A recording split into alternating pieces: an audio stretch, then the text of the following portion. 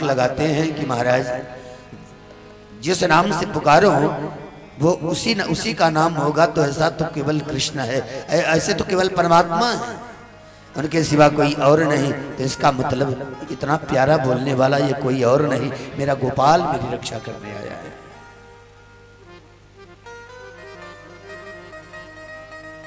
भीतर की आंखें बाहर के व्यक्ति और प्रभु की करुणा, बाहर की बात व्यक्तियों की बात और प्रभु की बात है कि नहीं, बाहर की इस संकीर्णता और प्रभु की विशालता के रूप का मूल्यांकन करती हैं अंदर की आंखें।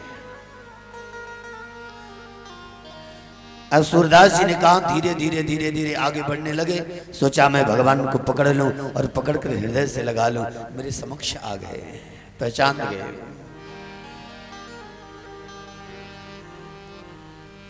भगवान बांग छुड़ा करके भागे और बड़े सुंदर दोहे में हमारे सूरदास जी कहते हैं,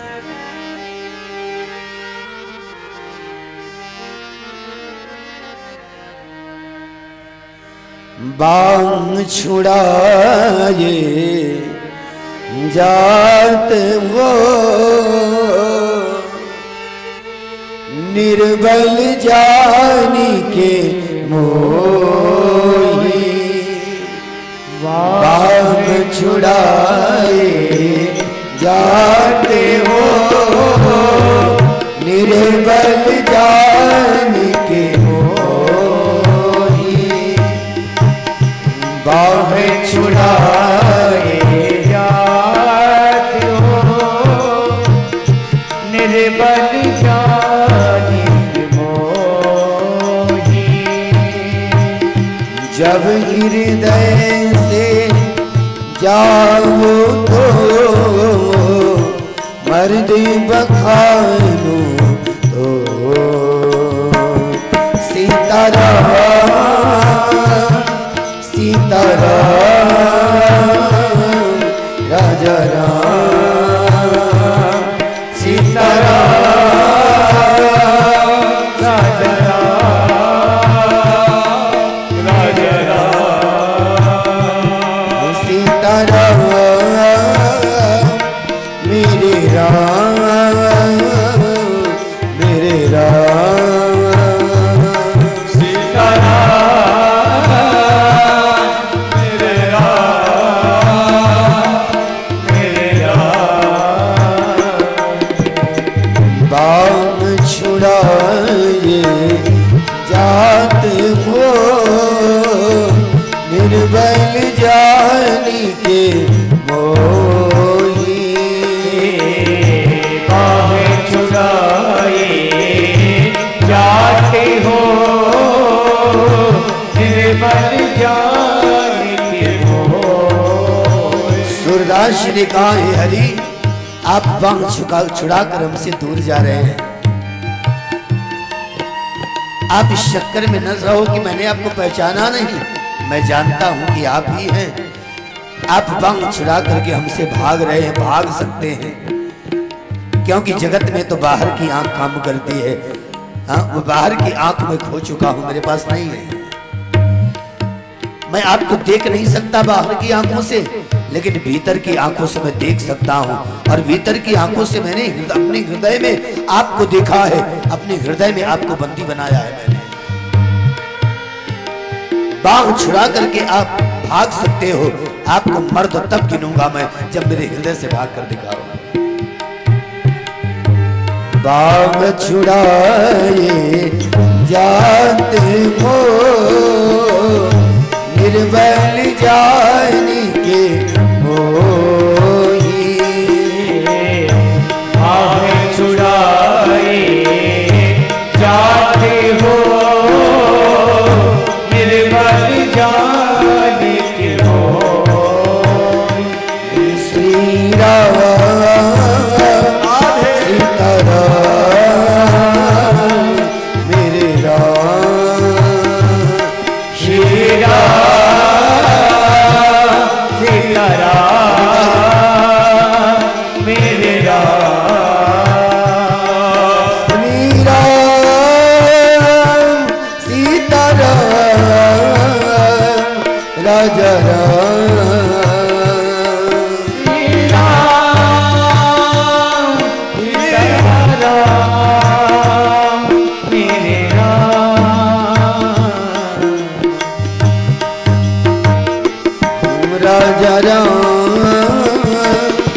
राधे श्याम मेरे राम।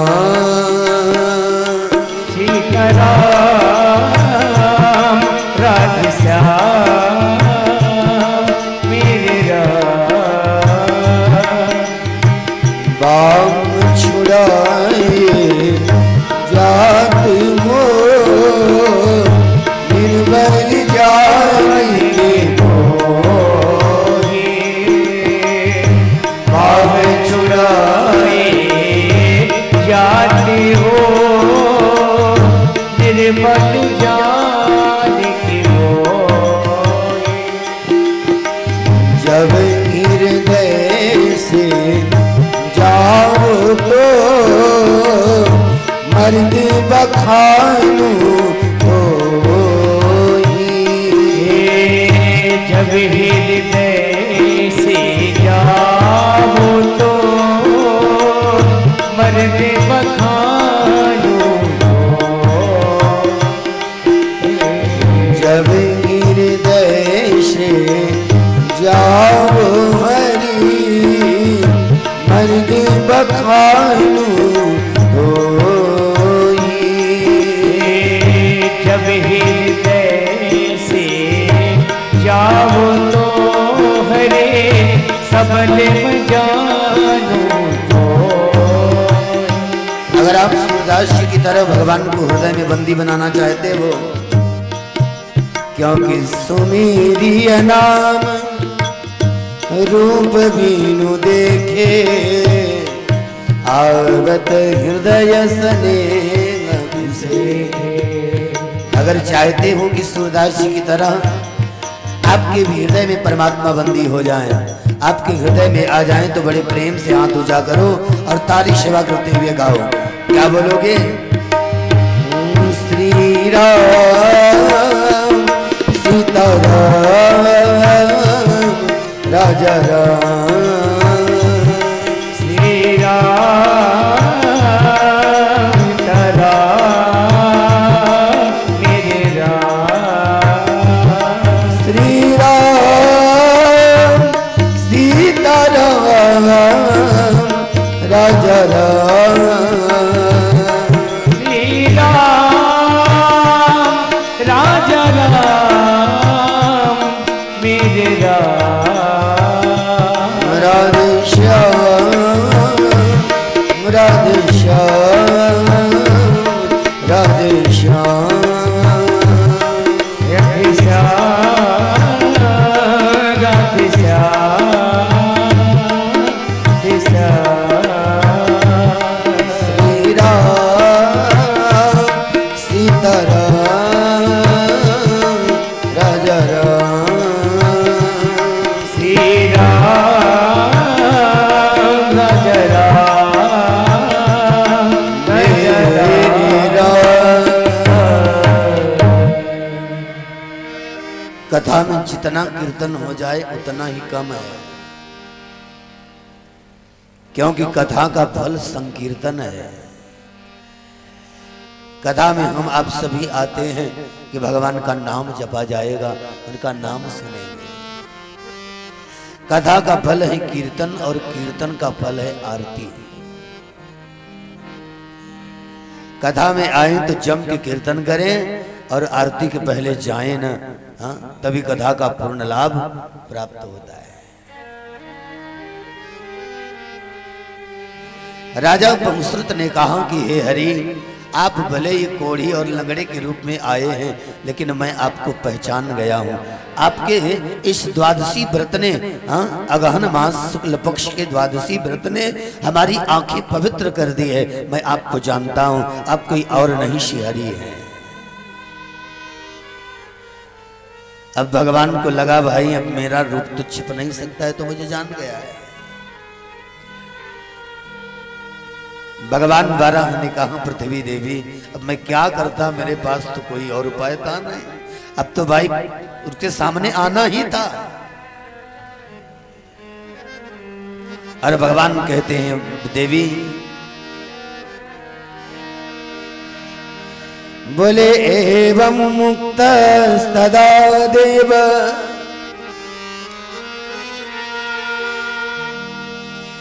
एवं मुक्तस्तदा देव शंख चक्र गदाधर शंख चक्र गदाधर एवं मुक्तस्तदा देव शंख चक्र गदाधर अबभूत्पुरुतः सौम्यो वरं चेदमुवाच वरं चेदमुवाच। भगवान विष्णु की कितनी भुजाएं हैं, कितने हाथ हैं भगवान के? भगवान विष्णु के 4 हाथ हैं।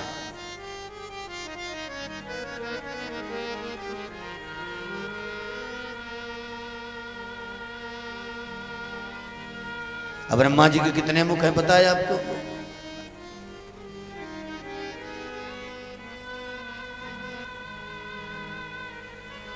ब्रह्मा जी के 4 मुख हैं और 4 ही भुजाएं हैं।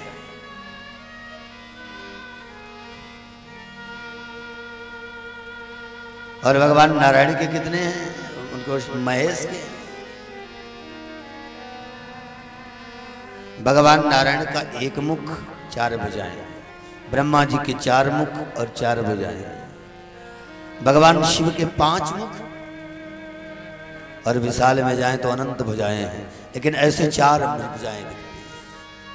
इन तीनों देवताओं की 4 ही भुजाएं हैं। अरे बड़े राज की बात इसलिए है कि तीनों देवता अलग हैं ही नहीं। अभी आप कथा में आगे सुनेंगे कि तीनों एक ही हैं।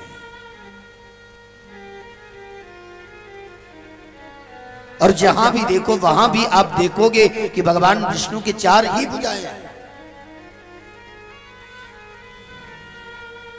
भगवान सत्यनारायण की कथा सुनते हो तो उसमें भी लिखा है,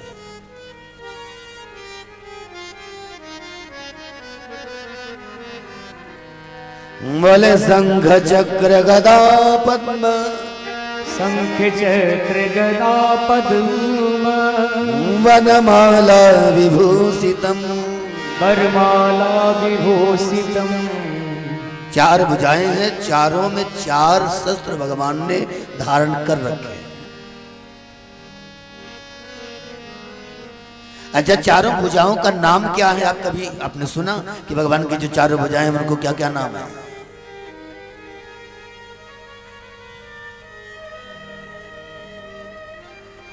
भगवान की पहली भुजा का नाम है मुक्तिदा,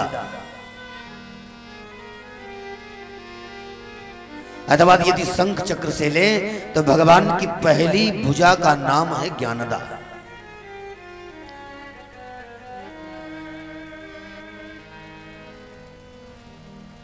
शंख ज्ञान स्वरूप है।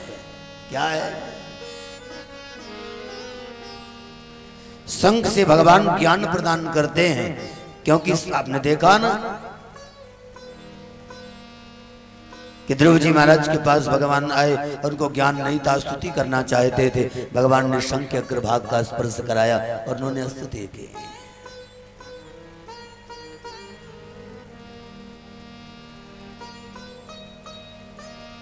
शंख बिल्कुल एक गले जैसा भी दिखता है। शंख का मतलब होता है गला जैसे। शंख को वाणी भी कहते हैं शास्त्रों में। जो अन्य अन्य महापुरुषों ने जिसका अर्थ निकाला, शंख वाणी है, एकदम मधुर बोलता है शंख। शंख बिल्कुल श्वेत होता है, इसीलिए हमारी आपकी वाणी बिल्कुल निष्कलंक होनी चाहिए। हम आप यदि भगवान विष्णु की आराधना करते हैं तो हमारी वाणी में, हमारी बोली में कपट नहीं होना चाहिए। अगर बोली में कपट आया नहीं कि विष्णु जी कहाँ गए छोड़ के कुछ पता नहीं है।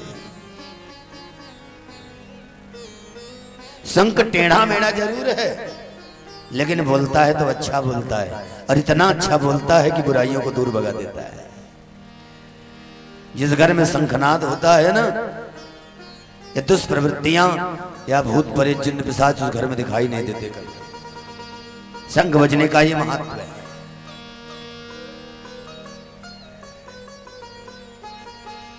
एक बार इसे शंख से किसी ने विनोद में पूछ लिया कि भैया तू तो सीधे साधे भगवान नारायण के हाथ में रहता है और फिर वो तो टेढ़ा मेढ़ा क्यों है?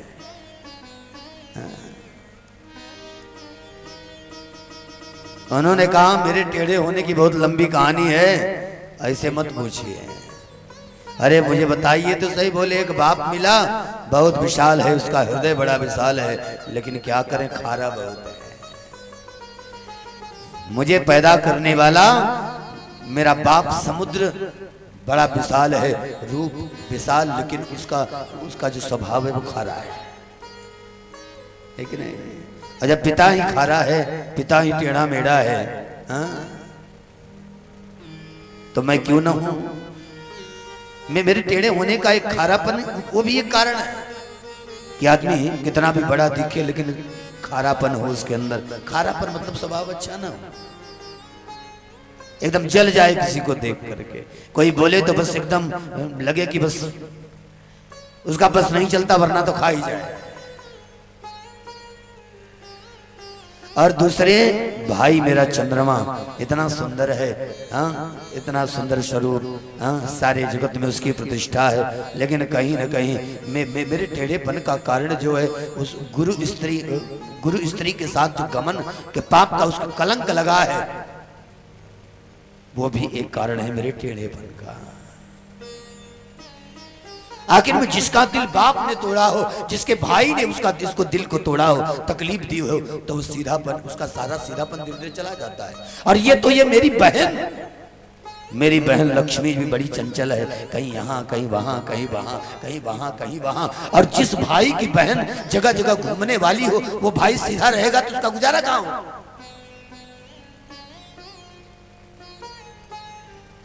लक्ष्मी यावत चंचला, लक्ष्मी जी देख के कभी नहीं रहती।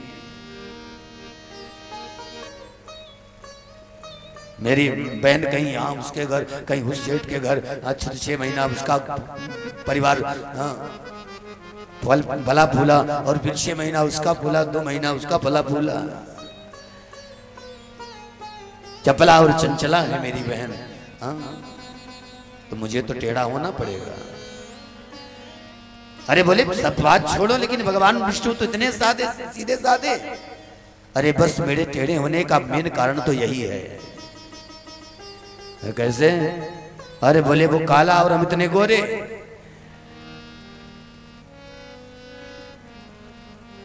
मेरे टेढ़ेपन का सबसे बड़ा कारण ये कि बताओ मैं इतना गोरा, मैं इतना बड़ा, इतना सुंदर, और ये जो है काले कलूटे के साथ मुझे रहना पड़ता है। क्या तो मेरे टेढ़ेपन के कई कारण हैं।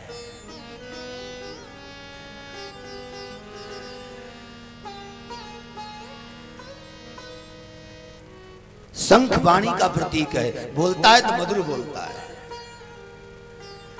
वैसे हमारी वाणी मधुर होनी चाहिए, बिल्कुल श्वेत हो, है कि नहीं? बिल्कुल निष्कलंक वाणी हो।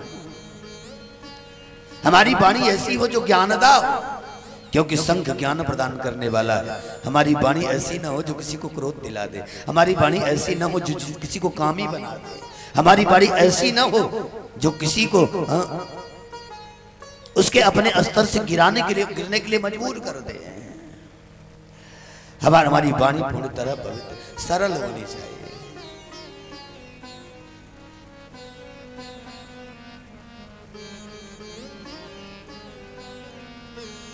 जब वाणी सरल नहीं होगी तो वो हृदय को क्रोध दिलाएगी, या हृदय को कामी बनाएगी, या हृदय को मोही बनाएगी। और जब वाणी सरल होगी तो आंखों में पश्चाताप के आंसू ले आएगी। जब वाणी सरल होगी तो दूसरे सामने वाले हृदय को आपका हृदय बना देगी। वाणी सरल होगी तो न जान दुश्मनी करने वाला व्यक्ति भी आपका दोस्त बन जाएगा।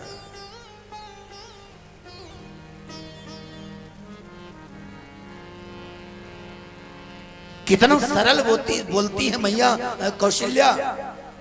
कितनी बड़ी विपत्ति आई है, उसमें कोई कुछ कहता है। हाँ, अभी अभी महाराज दशरथ का शरीर त्याग हुआ और बिल्कुल 13वीं हुई है, और आज 14वें 15वें दिन सारा समाज अवध के प्रांगण में एकत्र है, बिल्कुल सभा विराजमान है। और ऐसी सभा में गुरुदेव कहते हैं कि भरत अब तो राम वन चले गए पिता का वचन मारने के लिए, और तू अब राजगद्दी पर बैठ, पिता के वचन का पालन कर और सबको सारी प्रजा को दे। सब ने बोला तो भरत जी को कुछ नहीं लगा, लेकिन जब मैया कौशल्या ने बोला ना तो भरत जी रो पड़े, क्योंकि वो वाणी सरल थी। अगर स्वामी जी लिखते भी हैं, सावनी सरल सुचि मातु बाली, सुनी भरत व्याकुल भये। सावनी सरल सुचि मातु बाली, सुनी भरत व्याकुल भये। सावनी सरल सुचि मातु बाली, सुनी भरत व्याकुल भयो। सावनी सरल सुचि मातु बाली, सुनि भरत व्याकुल भये।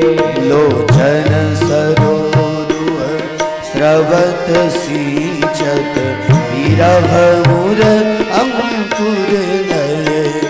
लोचन सरोरुह स्रवत सिंचत, विरह मुर अंकुर नये। आजी विरह मुर अंकुर नये। आजी विरह मुर अंकुर नये। सरल वाणी सुन करके हमारे जो भरत जी हैं वो रो पड़े। तो वाणी ऐसी हो जो बिल्कुल सरल होनी चाहिए, सरल हो, मीठी हो। तो जो शंख है ये ज्ञानदा शंख, जिस हाथ में भगवान ने पकड़ रखा है ये भगवान की भुजा, ये भगवान के हाथ ज्ञानदा है।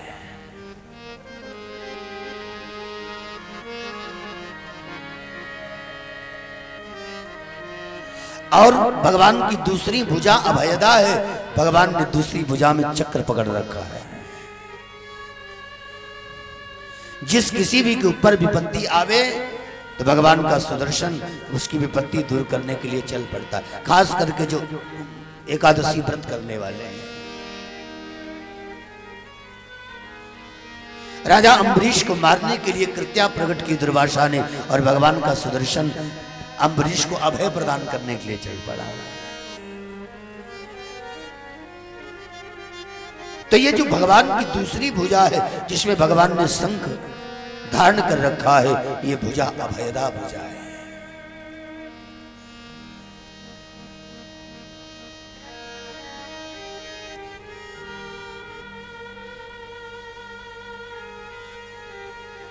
चक्र का स्वभाव है हमेशा चलता रहता है, गतिशील रहता है। और याद रखना, जो गतिशील है प्रगति उसी की होती है। जो संयम चलता है प्रगति उसी की होती है।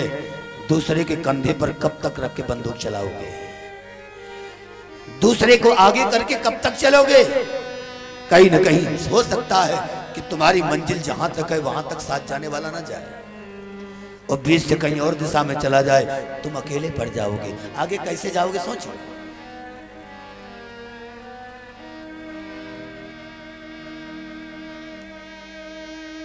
किसी के दिखाए हुए मार्ग पर चल देना अच्छी बात है, लेकिन बिल्कुल उसके सहारे ही अंधे की तरह हाथ रख करके उसकी लकड़ी पकड़ करके चलना ये ठीक नहीं है।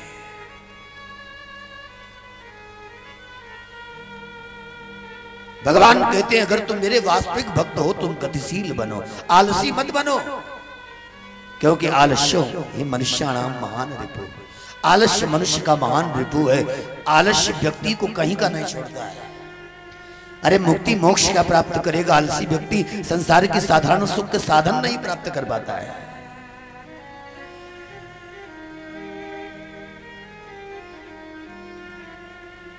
आलसी को कहीं भी सुख नहीं है, इसीलिए गतिशील बनो।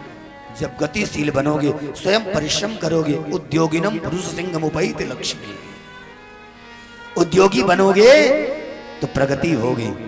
और जब बैठे रहोगे किसी के भरोसे फलाने हमको प्रगति दिलाएं, तब हो चुकी प्रगति। सुदर्शन सिखाता है गतिशील बनो। गतिशील बनोगे तो स्वयं अभय बन जाओगे, क्योंकि दूसरे के भरोसे धंधा चलाओगे तो कहीं ना कहीं डर बना रहेगा कि ये व्यक्ति कहीं हमारा खा तो नहीं लेता, हमारे पास पूरा पहुंचता है कि नहीं पहुंचता है, पता नहीं, हमने तो दे दी लेकिन कहीं मेरी दुकान, कहीं मेरी फैक्ट्री, मेरा मकान, मेरा धंधा डूब ना जाए, ये डर बना रहेगा। जब स्वयं गतिशील बनोगे तो निर्भय हो जाओगे, अभय बनोगे, और जब स्वयं अभय रहोगे तभी तो दूसरे को अभय कर सकते हो। अभयदा भुजा, दूसरे में चक्र है, पहले में शंख ज्ञानदा भुजा है भगवान की, और दूसरी भुजा में चक्र है, वो अभयदा भुजा है, अभय प्रदान करता है।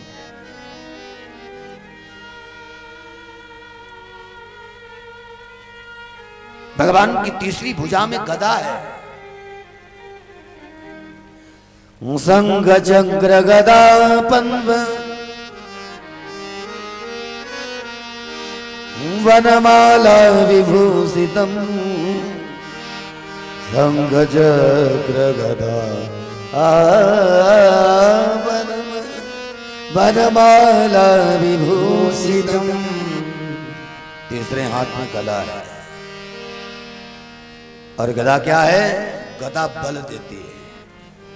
आप कम बलवान हैं और सवेरे सवेरे बस गदा उठाओ और बस ज्यादा नहीं 1 महीना भांजो, और आपकी भुजाओं में इतना बल आ जाएगा कि अच्छे अच्छे मारना तो दूर, ऐसे देखेंगे तो भाग जाएंगे। ऐसे ऐसे पहलवान होते कहते हैं डोले आ गए, इतने निकल गए यहां पर, क्योंकि मुदगर चलाते हैं। भगवान की गदा भगवान के हाथ में है। अब बिल्कुल मैंने कहने का एक सार क्या है कि जो अपनी भुजाओं से भार उठाता है उसकी भुजाएं बलवान बनती हैं। जो कतराता है, अरे भारी चीज न उठानी पड़े, कमर में कहीं लचक आ गई है कि नहीं, भारी चीज न उठानी पड़े, कहीं आंखों में मटक आ गई तो सारा काम खराब हो जाएगा।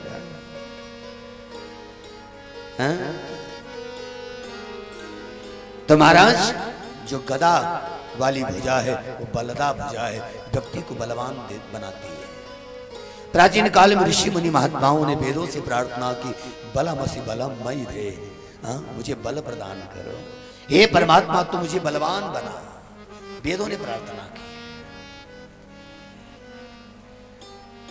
ओजो मसी ओजो मयि दे, तो मुझे ओजवान बना, तो मुझे वीर्यवान बना, तो मुझे रूपवान बना। ये हरि से प्रार्थना है वेद की, क्योंकि हरि बल दे सकता है, क्योंकि उसके पास बलवान भुजा है, बलदा भुजा है। तो भगवान की पहली भुजा ज्ञानदा, दूसरी भुजा अभयदा, और तीसरी भुजा बलदा, और चौथी भुजा क्या है? चौथी भुजा में गदा पद्म, पद्म है, पद्म मतलब कमल है।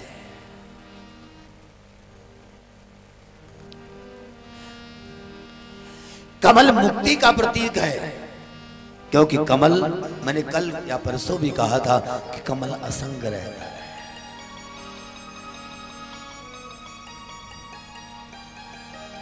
कमल कीचड़ में रहे फिर भी कीचड़ उसको लगता नहीं, वो कीचड़ को छूता है, लेकिन कीचड़ की हिम्मत नहीं कि उसे छू ले, दूरी बना के रखता है।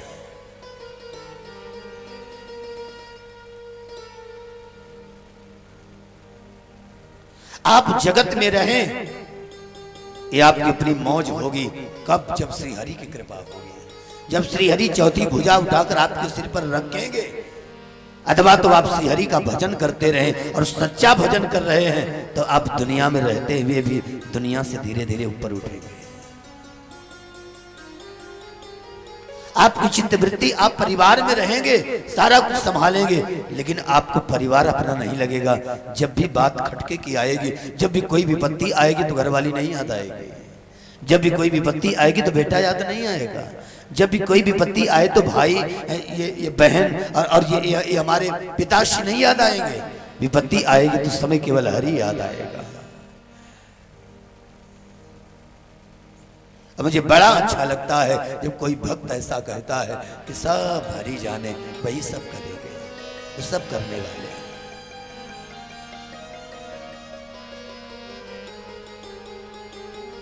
भगवान ने जिसके ऊपर अपनी मुक्तिदा भुजा रखी वो कभी टूटता नहीं है। बड़े से बड़ी दशा ऐसी आ जाए, लाख विपत्तियां आ जाए, लेकिन उस समय भी उसका धैर्य नहीं छूटता, वो धैर्य नहीं छोड़ता। उस समय भी उसको हरि पर पूर्ण भरोसा होता है, क्योंकि उसका चित्त हर जगह से हट करके परमात्मा में चला गया है।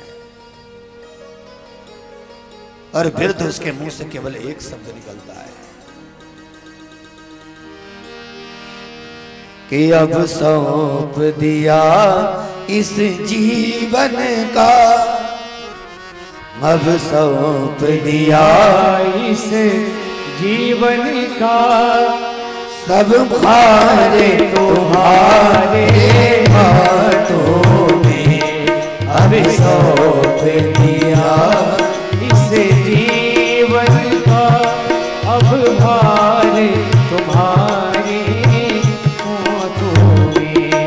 अब सौंप दिया इस जीवन का, सब भार तुम्हारे हाथों में। अब सौंप दिया इस जीवन का, सब भार तुम्हारे हाथों में। सब भार तुम्हारे हाथों में। सब भार तुम्हारे हाथों में। सब भार तुम्हारे हाथों में। सब भार तुम्हारे हाथों में। अब जीत तुम्हारे हाथों में, और भार तुम्हारे हाथों में। अब जीत तुम्हारे हाथों में, अब हार तुम्हारे हाथों में। अब जीत तुम्हारे हाथों में, और भार तुम्हारे हाथों में। अब जीत तुम्हारे हाथों में, अब भार तुम्हारे हाथों में। जीवन का मैंने सौंप दिया, सब भार तुम्हारे हाथों में। जीवन का मैंने सौंप दिया, सब भार तुम्हारे हाथों में। हरि बोल। हाथ उठा करके ताली सेवा करते हुए प्रभु से प्रार्थना करो, हे प्रभु, दुनिया में सच्चे मित्र केवल आप ही हैं, और आप ही प्रत्येक व्यक्ति की हर दशा में उसके साथ रहते हैं। इसलिए हम आपको पुकारते हैं, आप मेरी जिंदगी, मेरा जीवन स्वीकार करें, और मेरी जीत और हार का जिम्मा सब आप ले लें, और हमारे सिर पर अपना हाथ रखें, ताकि संसार में हम अभय रह सकें, बलवान रह सकें, ज्ञानवान रह सकें, और मुक्तिवान बन जाएं। जीवन का मैंने सौंप दिया, सब भार तुम्हारे हाथों में। जीवन का मैंने सौंप दिया, सब भार तुम्हारे हाथों में। हरि बोल।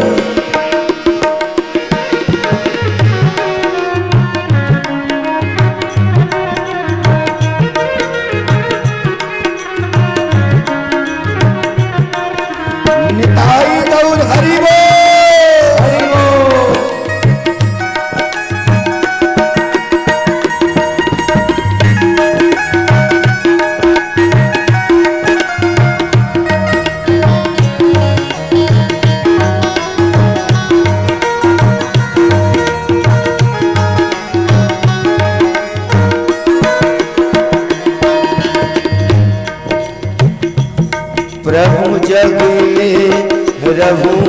वैसे रहूं जो जल में कमल का फूल रहे।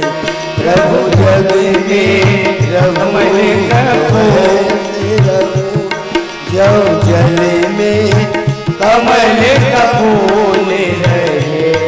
मैं जग में रहूं ऐसे रहूं जैसे कमले जल में रहे।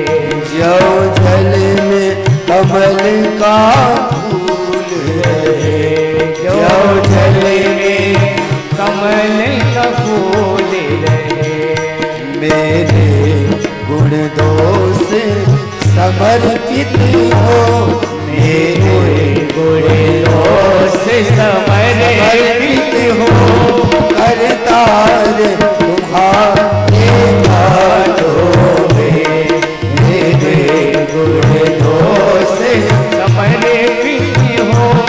सब भार तुम्हारे हाथों में। मेरे गुण दोष समर्पित हो। करतार तुम्हारे हाथों में। मेरे गुण दोष समर्पित हो। करतार तुम्हारे हाथों में। बोलिए नारायण भगवान की जय हो।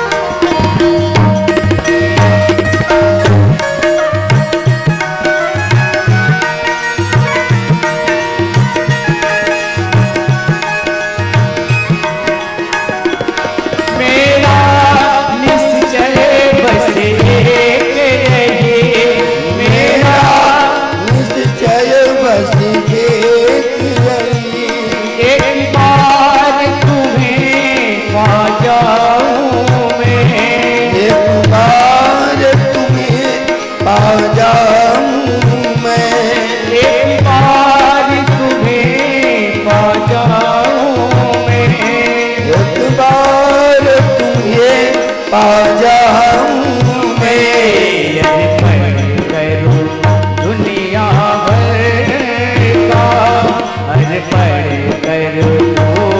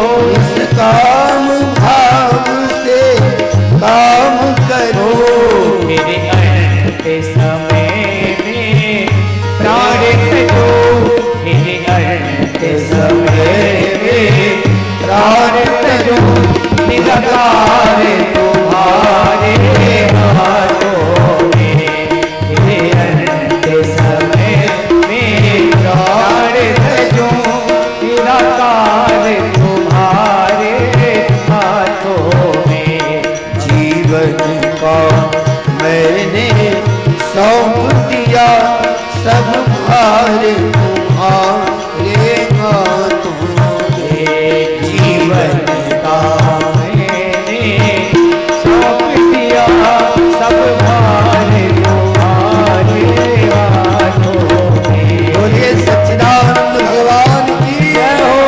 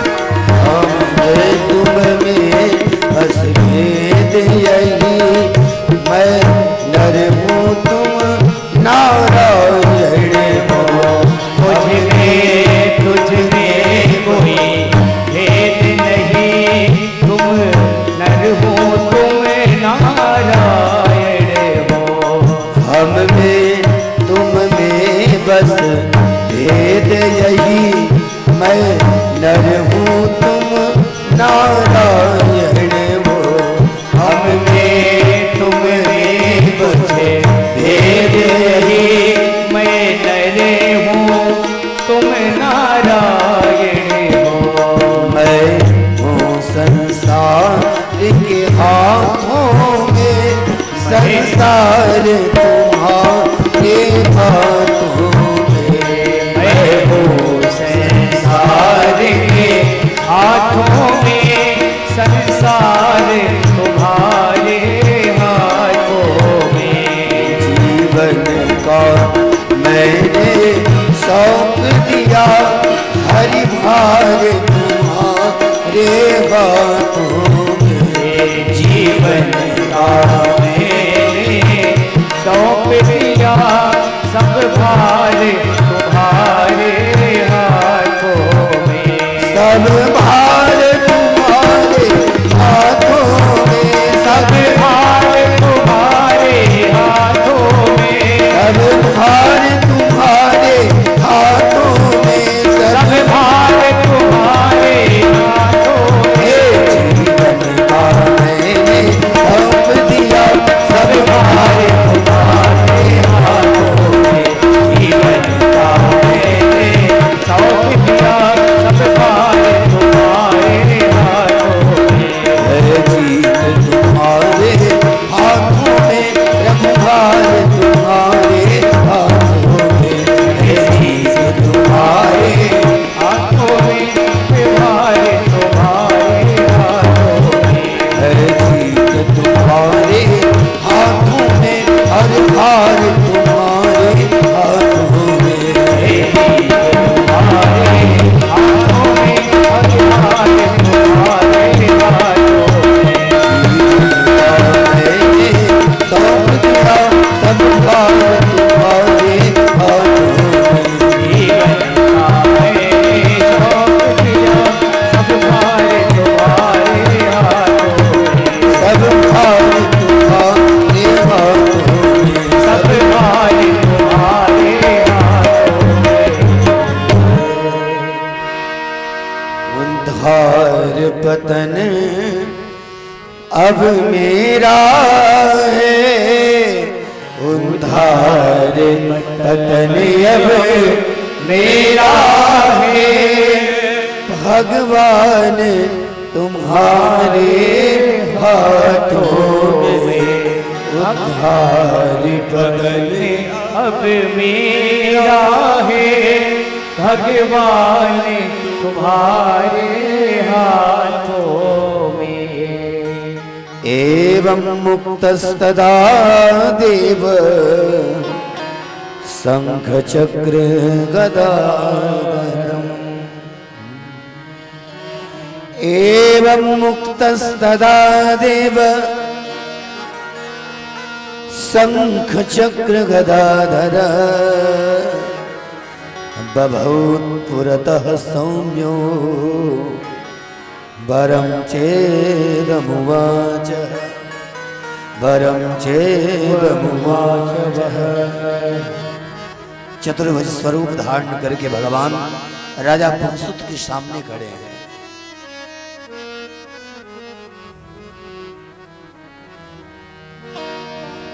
राजा पुरुषोत्त से भगवान ने कहा कि राजा पुरुषोत्त तुम वरदान मांगो, क्या चाहते हो?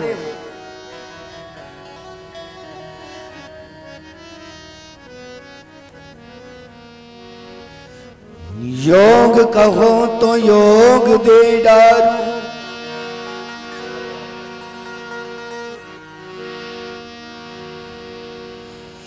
योग कहो तो योग दे डालूं, योग कहो तो योग दे डालूं, और भोग कहो तो भोग दे डालूं, और भोग कहो तो भोग दे डालूं। मुक्ति और मोक्ष जो चाहिए तो को,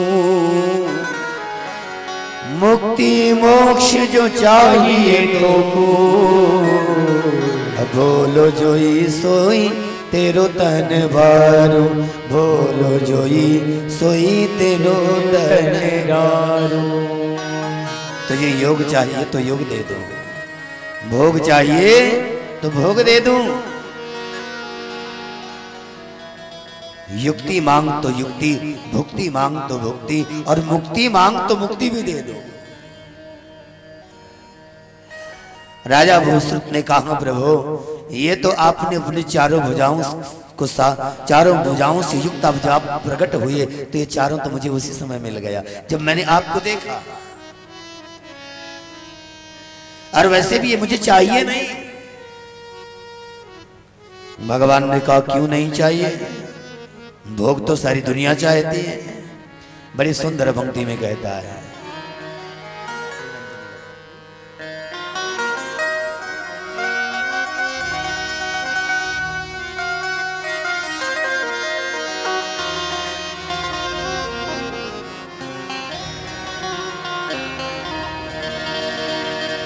कहा करूं भोग जो है मरोगहूं को साधन ये, कहा करूं भोग जो है मरोगहूं को साधन ये, कहा कहूं धन ही ये कामना बढ़ावेगा, कहा करूं ही धन ही ये कामना बढ़ाएगा। काम की प्रभु ये धन लेकर मैं क्या करूंगा, क्योंकि जब ये भोग लेकर क्या करूंगा मैं, क्योंकि जब भोग आता है तो रोग भी साथ लेके आता है।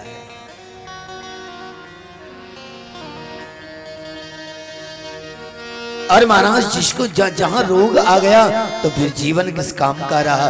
ना बाबा ना, हे प्रभु मुझे ये भोग नहीं चाहिए। जब तक आदमी भोग मुक्त है तब तक रोग मुक्त है, और जब भोग आया तो रोग एक के बाद दूसरे, दूसरे के बाद तीसरा, तीसरे के बाद चौथा, चौथे के बाद पांचवा। अरे धीरे धीरे शरीरम रोग मंदिरम, शरीर रोग का मंदिर हो जाता है। कहा करूं भोग जो रोगहूं को साधन है, कहा करूं धन जो की कामना बढ़ावेगा, कहा करूं धन जो की कामना बढ़ावेगा। राजा भूसुत ने कहा हे हरि मुझे आपका धन भी नहीं चाहिए।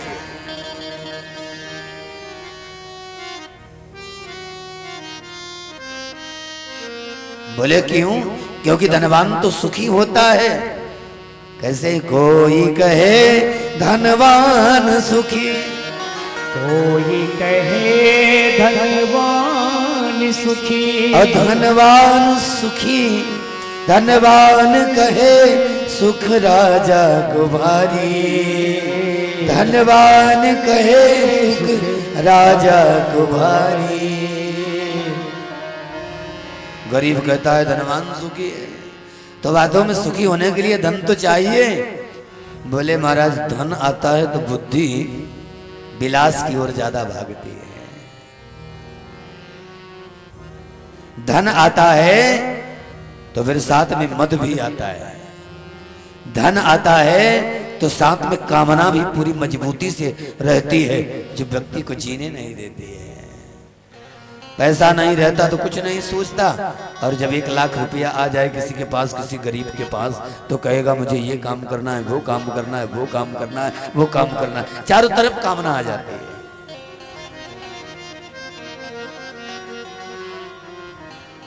को कहा करूं धन जो कि कामना बढ़ावत है, कहा करूं धन जो कामना को बढ़ावत है। भगवान ने कहा तो राजपद ले ले, राजपद मिल जाएगा, राजगद्दी। अरे बोले तो पहले से मेरे पास है। ना महाराज ना, इसका अनुभव तो मैं पहले से कर चुका हूं, इसको तो बिल्कुल नहीं चाहता। बड़ी सुंदर पंक्ति में संत कहते हैं कि राजपद नहीं हस्ती, न राज अश्व न हस्ती पद।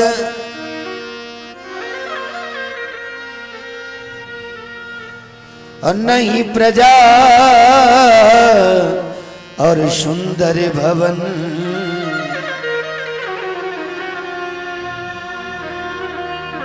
राज अश्व नहीं हस्ती, न प्रजा और न सुंदर भवन।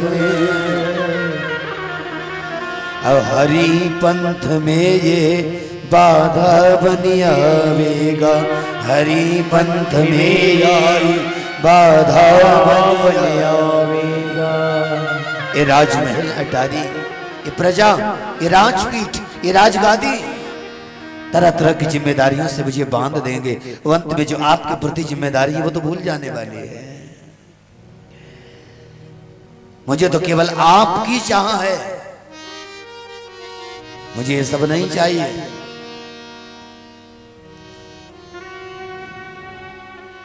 भगवान ने कहा तुझे मेरी चाह है, ये बात बिल्कुल सही, लेकिन कुछ तो मांग ले। मैं आया हूं, अरे मैं तो मिल गया, साथ में कुछ और मांगना। राजा भविष्य ने कहा कि धर्म में मति है नाथ,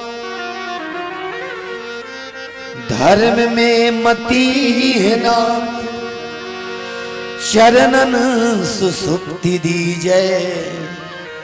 धर्म में मति है नाथ, चरणन सुसुप्ति दीजय। दास या ही नाथ केवल मोक्ष पथ जावेगा, दास ये तो नाथ केवल मोक्ष पथ जावेगा। महाराज धर्म से प्रेम, आपके चरणों में निरंतर सोना, आपके चरणों के सिवा कोई और स्थान मेरे लिए न हो। चरणों में सुसुप्ति हो, जगत में न सुसुप्ति हो, तेरे चरणों के प्रेम के साथ तेरे चरणों में सुसुप्ति। सुसुप्ति का अभिप्राय एक अटूट विश्राम जो कभी टूटे ना, हमेशा तेरे चरणों में रहे। तो मुझे धर्म दे दे, तो मुझे चरणों का प्रेम दे दे, और अंतिम में फिर भी अगर तू संतुष्ट न हुआ हो हरि, तो मुझे मोक्ष पद प्रदान कर दे, क्योंकि इस संसार में दोबारा आना नहीं चाहता मैं। तुझसे दूर रहकर न जाने कितनी यातनाएं जीव भोगता है, और आज बड़ी मुश्किल से तू मिला है, तो बस तुम में समा जाना चाहता हूं। मुझे दुनिया की चाह नहीं है।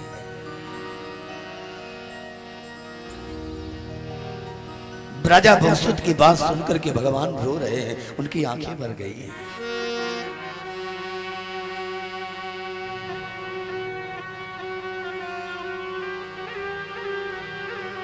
राजा बहुश्रुत रो रहे हैं, धन्य है प्रभु आपका ये मार्गशीर्ष शुक्ल पक्ष द्वादशी का व्रत, जिसने आज हमको आपका साक्षात्कार करा दिया।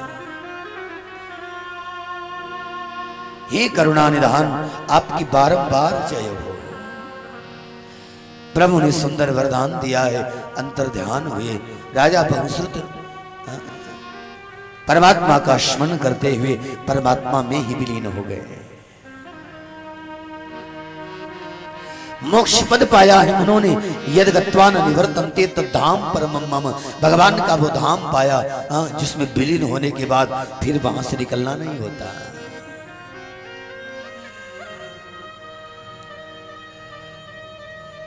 भगवान 12 ने कहा, पृथ्वी देवी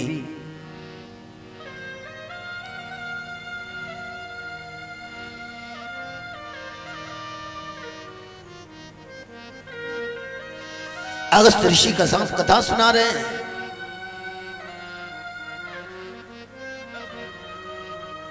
राजा भद्राश को और कहते हैं कि राजन इसी तरह आपको भी एकादशी व्रत द्वादशी व्रत करना चाहिए।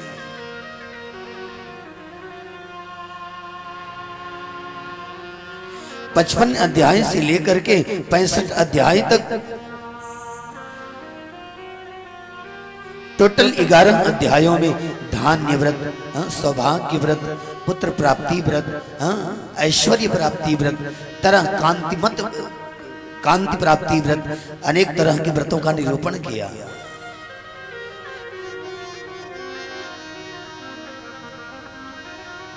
वैसे तो भगवान नारायण की पूजा के जगत में अनेकानेक विधान है,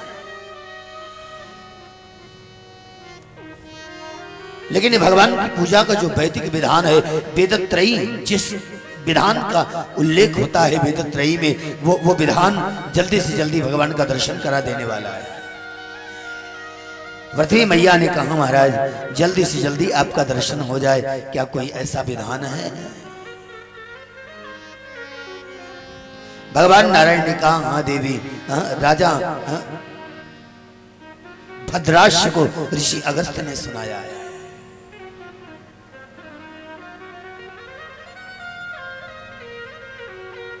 वही नारद पंचरात्र व्रत, नारद पंचरात्र का जो सूत्र है वो भगवान का जल्दी से जल्दी और कन्फर्म दर्शन कराने वाला है।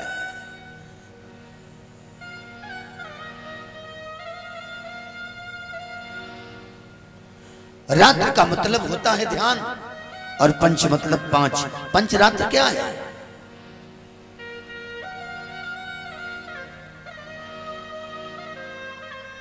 भगवान वासुदेव, प्रद्युम्न, अनिरुद्ध और नारायण और एक ब्रह्मा जी।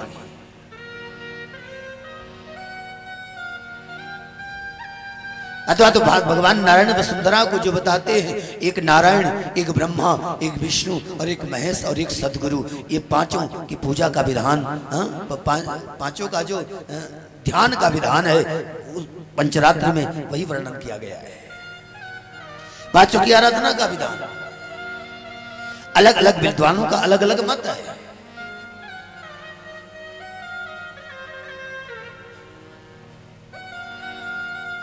कई कई विद्वानों ने अनंत पंचरात्र में कृष्ण पंचक का उल्लेख किया है। वो प्रद्युम्न, अनिरुद्ध, भगवान श्री कृष्ण, बलराम, इनकी आराधना का। नारद जी महाराज एक बार भगवान विष्णु के पास गए, विष्णु को देखा, फिर महादेव के पास गए, महादेव को देखा, और महाराज महादेव के पास से ब्रह्मा जी के पास गए, और फिर अब गए श्वेत द्वीप में तो उन्होंने नारायण को देखा। अब ब्रह्मा जी की बुद्धि चक्कर काटने लगी नारद जी के, कि हमारे समझ में नहीं आता पूजा करूं कि विष्णु की करूं, कि शंकर भगवान की करूं, कि ब्रह्मा जी की करूं, कि नारायण का भजन करूं, इसमें कौन बड़ा है और कौन छोटा, ये मेरे समझ में आता नहीं।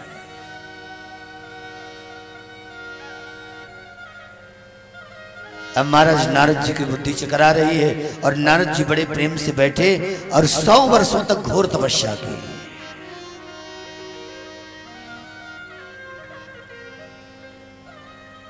और तपस्या वहां नहीं की, वरुण लोक में जाकर के की।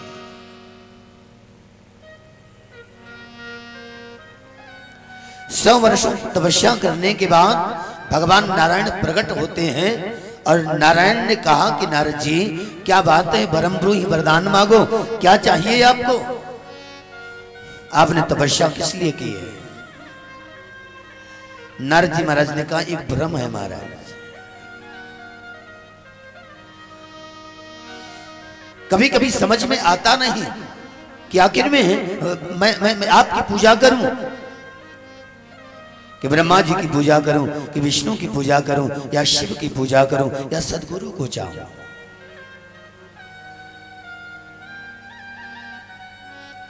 महाराज इनमें श्रेष्ठ कौन है?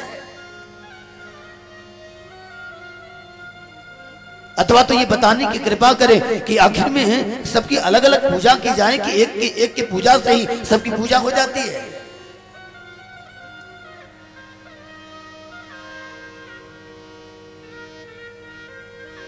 भगवान विष्णु कहते हैं नारद जी हम सब में जो सर्वश्रेष्ठ है वो वासुदेव है, नारायण है।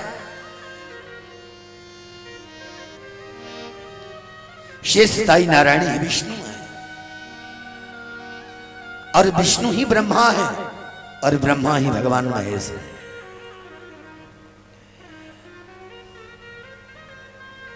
भगवान ने कहा कि वो तत्व एक ही है। नारद जी एक ही परमात्मा प्रत्येक अनेक रूपों में समाया हुआ है तो अनेक रूपों में एक ही होगा ना। एक ही परमात्मा सारे जगत में समाया तो सारा जगत एक है, अर्थात वो एक कोई और नहीं, वो एक परमात्मा है।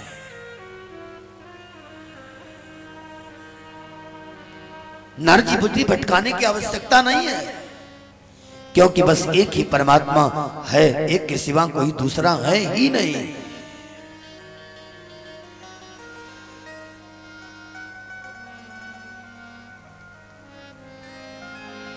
बोले वेदैन पंचरात्रेण भक्त्या यज्ञेन च द्विज, भक्त्या यज्ञेन च द्विज प्राप्योहम नान्यथा वत्स।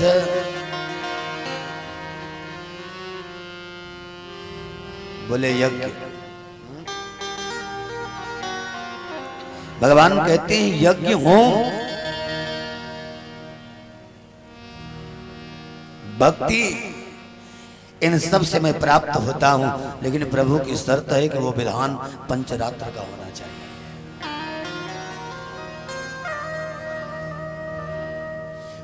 अर्थात पंचरात्र के विधान से बनाए हुए उसके विधान के मुताबिक यदि हम आप यज्ञ कर रहे हैं तो हरि जल्दी दर्शन देंगे, हम आप जप कर रहे हैं तो हरि का जल्दी दर्शन होगा, हम आप अर्चना कर रहे हैं तो हरि का जल्दी दर्शन होगा।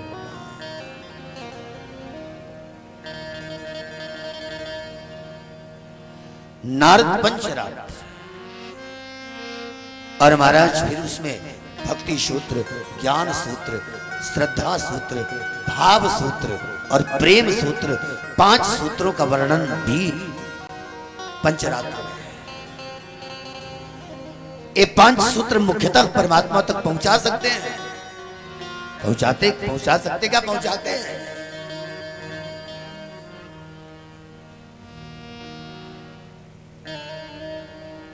अगस्त ऋषि ने कहा महाराज भद्राश्व, ये तो भगवान की बड़ी कृपा समझो कि एक बार मैं इलाव्रत प्रदेश में गया, मुझे कुछ मालूम नहीं था इस पंचरात्र के बारे में। इलाव्रत प्रदेश में गया और वहां सरोवर में मैं स्नान जा रहा था जल पीने, देखा 5 कन्याएं निकले। मैं कुटिया पर दौड़ा दौड़ा आया ऋषि की और मेरे दिमाग में चल रहा था कि 5 कन्याएं कौन है। और इस समय मेरे महादेव प्रकट हुए। महादेव ने कहा ये 5 कन्याएं पंचरात्र है, ये 5 कन्याएं 5 विधियां हैं जो परमात्मा तक ले जाती हैं जीव को। ये 5 कन्याएं 5 सूत्र हैं जो जीव को परमात्मा तक ले जाते हैं।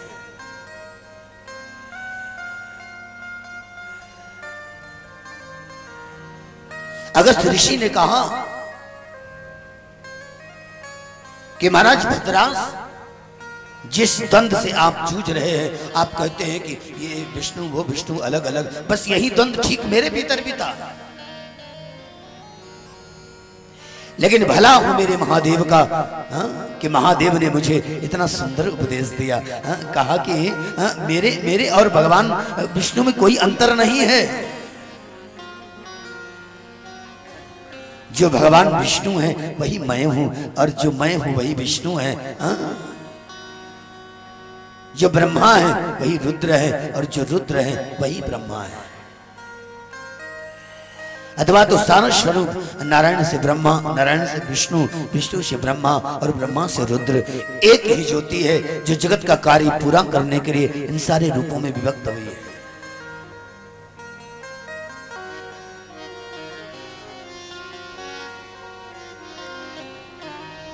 भगवान महेश ने कहा कि अंतर बिल्कुल नहीं है।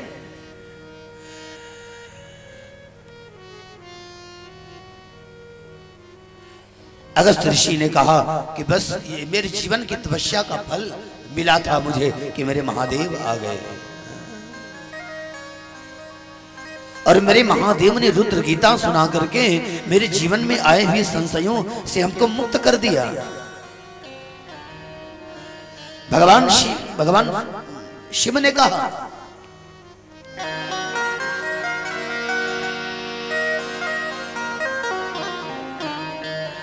त्रिधा रूपम भवेत् सत्वम एक रूपात्म रूपकम। ये तीनों सत्य स्वरूप है, तीनों को मिला दो तो एक सत्व होता है।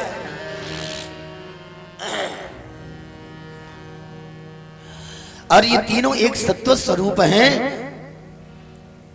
और एक सत्य स्वरूप ये तीन स्वरूप हैं। भगवान महेश ने कहा कि हे अगस्त्य ऋषि, मेरे विष्णु और ब्रह्मा जी में कोई अंतर नहीं है। बोले यदि आप एक को भोग लगाते हैं ना तो उसमें तीनों खा लेते हैं। यदि आप मुझे भोग लगाते हो तो विष्णु जी को अपने आप मिल जाता है, ब्रह्मा को अपने आप मिल जाता है। यदि भक्त भगवान विष्णु को भोग लगा दे, एक मंदिर में हम दोनों बैठे हैं, मैं हूं और विष्णु भी हैं, और इस समय केवल विष्णु को भोग लगा दे तो फिर मुझे भोग लगाने की आवश्यकता नहीं है, क्योंकि वो खाते हैं तो मैं भी खा लेता हूं उसे। इन तीनों में एक को भोग लगाया जाता है तो दूसरे को सहज ही प्राप्त हो जाता है। एक की पूजा हो जाती है तो दूसरी को सहज ही प्राप्त हो जाती है।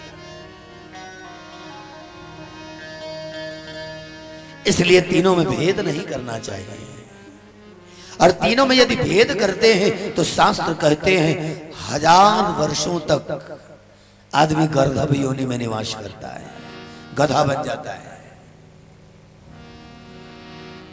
इसलिए सपने में भैया कभी मत सोचना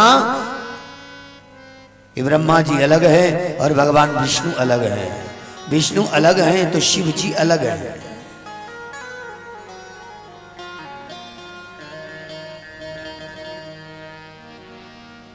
भगवान विष्णु ने जिस पंचरात्र का उपदेश नारद जी को दिया, अगस्त्य ऋषि कहते हैं उसी पंचरात्र का उपदेश रुद्र गीता के माध्यम से भगवान शिव ने मुझे दिया।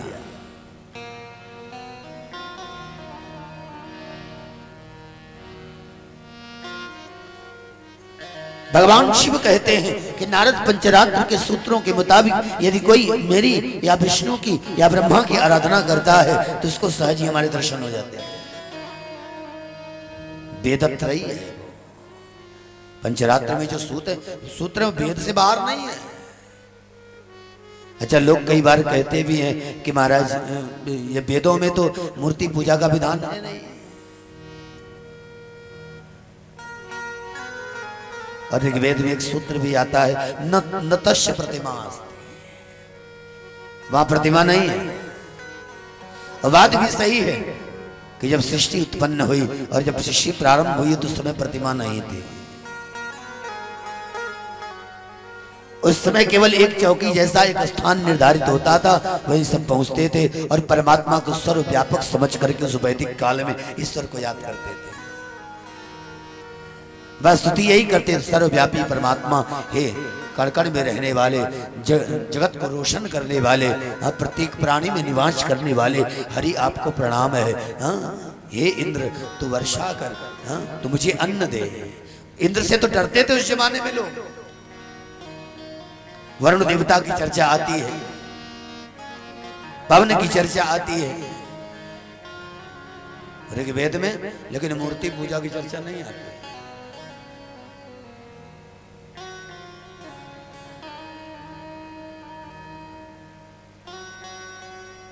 वो तो भला हूं हमारे देश के ऋषियों का, भला हूं हमारे व्यास जी महाराज का कि आगे से आगे उपासना को थोड़ा सरल किया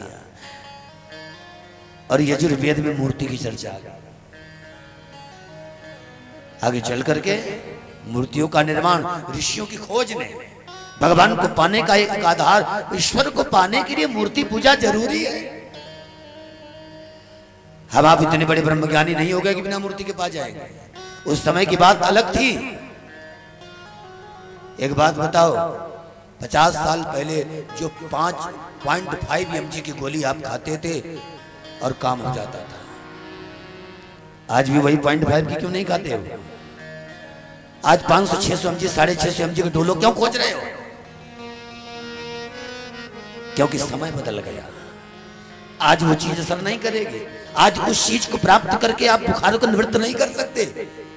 उसी प्रकार ये जो बिना मूर्ति की उपासना काल था, वैदिक काल था शुरुआत का। आज का उपासना काल मूर्ति पूजा का काल है। तब लोगों के अंदर ज्यादा छल नहीं होता था, सत्य विराजमान था, कपट नहीं था, चोरी नहीं थी, इसलिए लोग जहां बैठते थे सर्वव्यापी परमात्मा को पुकारते थे, प्रकट होता था। आज तो हृदय छल से भरा पड़ा है और तुम कहते हो मूर्ति पूजा को नहीं मानते।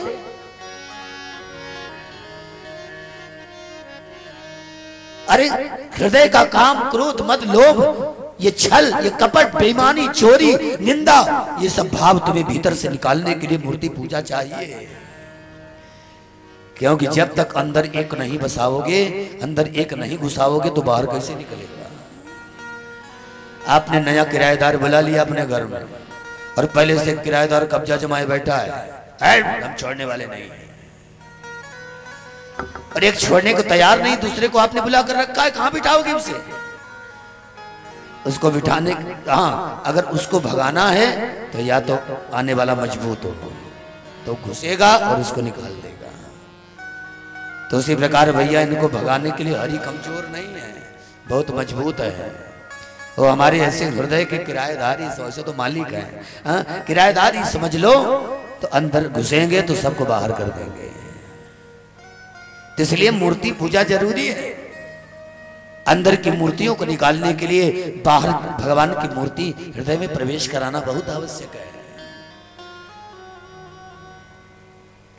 साफ सीधे शब्दों में मैं सदगुरु का वचन याद करूं तो गुरुदेव कहा करते थे कि एक कांटा अगर आपके पैर में चुभा है तो उस कांटे को बाहर निकालने के लिए आपको दूसरा कांटा अंदर चुभाना पड़ेगा, तभी वो कांटा बाहर निकलेगा। सीधी बात बिल्कुल।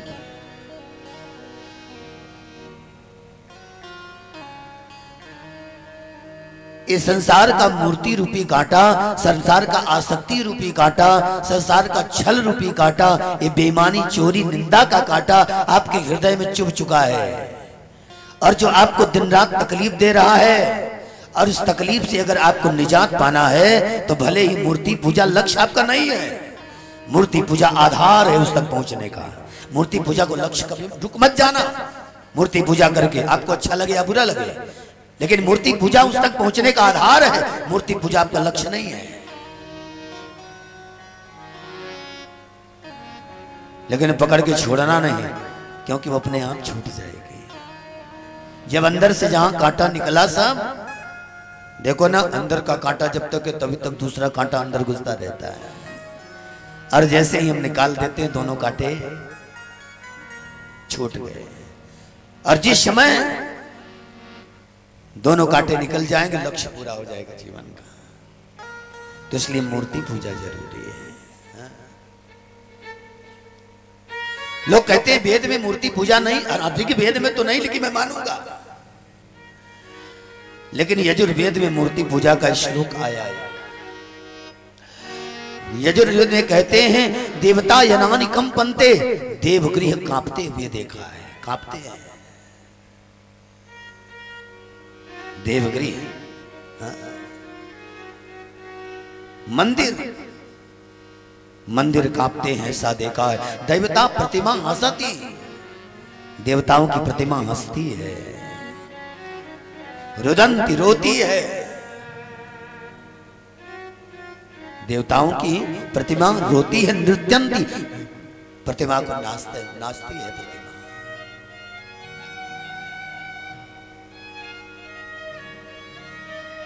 उन्मीलितम, प्रतिमा आंख भी खोलती है और प्रतिमा आंख बंद भी करती है। और प्रमाण चाहिए तो चले जाओ हैदराबाद, तेलंगाना में माता काली का एक मंदिर है और तब तक वो काली माता आंख खोले से सबको देखती रहती हैं जब तक उनके हल्दी का अभिषेक नहीं शुरू होता। जैसे ही हल्दी ऊपर डाली जाती है माता मूर्ति की आंखें बंद हो जाती है अपने आप।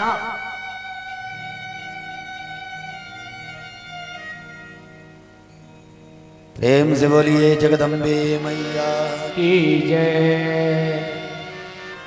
मूर्ति रोती है और समय समय पर भगवान जगन्नाथ की आंखों से आंसू बहते हैं। और जिस वर्ष आंसू बहते हैं ना, उस वर्ष इतनी वर्षा होती है कि आदमी संभाल नहीं पाता है। दो मान्यताएं हैं। लोग कहते हैं, एक तो कहते हैं कि जब जगन्नाथ भगवान रोते हैं तो उस वर्ष सूखा पड़ता है, और एक भक्त समाज कहता है कि जब जगन्नाथ भगवान रोते हैं तो इतनी बारिश होती है कि संसार में हाहाकार मच जाता है।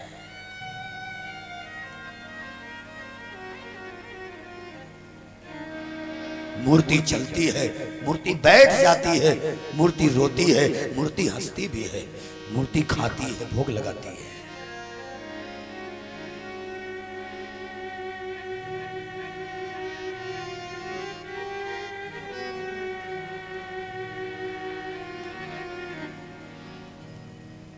यजुर्वेद समर्थन करता है मूर्ति पूजा का। और महाराज मुझे कहने तो सामवेद भी इस बात का समर्थन करता है कि पूजा करो। साफ सीधे शब्दों में कहा, हे ईश्वर तेरी हजारों प्रतिमा है। सामवेद का सूत्र है।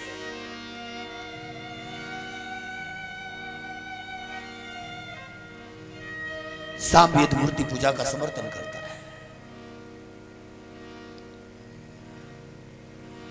अथर्ववेद मूर्ति पूजा का समर्थन करता है। अथर्ववेद में तो पूरा अर्चित प्रार्थित दिव्य मेधास, तो उस मूर्ति की विधिवत पूजा कर, एकदम श्रद्धा से, प्रेम से, भाव से उसकी पूजा कर। अथर्ववेद की आज्ञा है।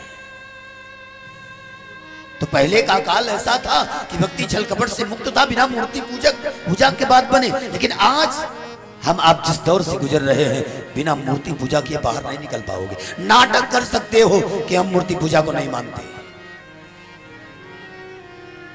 लेकिन जब तक तुम मूर्ति पूजक नहीं बनोगे तब तक हृदय के कांटे को, हृदय में बसे हुए संसार को बाहर निकाल नहीं सकते हो।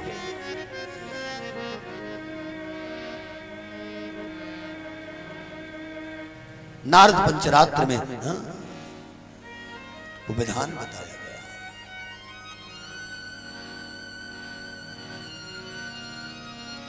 वेदत्रयी की चर्चा भगवान भोलेनाथ ने की कि हे अगस्ती, तीनों वेदों के माध्यम से इन तीनों देवों की उपासना वेदत्रयी मार्ग है।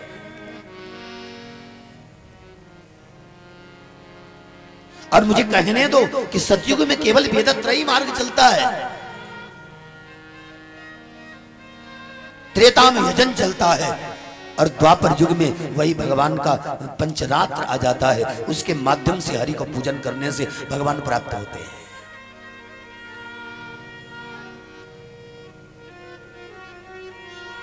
कहीं ना कहीं पकड़ना होगा धर्म को, उससे आप यदि मुक्त, उससे दूर भागे तो कुछ नहीं होगा।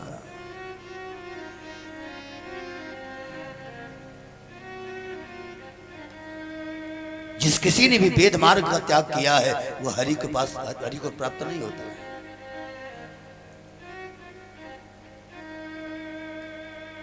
महाकाल के मंदिर में आप सभी जानते हैं कि वो बैठा है, कागभूषणी पूर्वजन्म की कथा सुनाता है।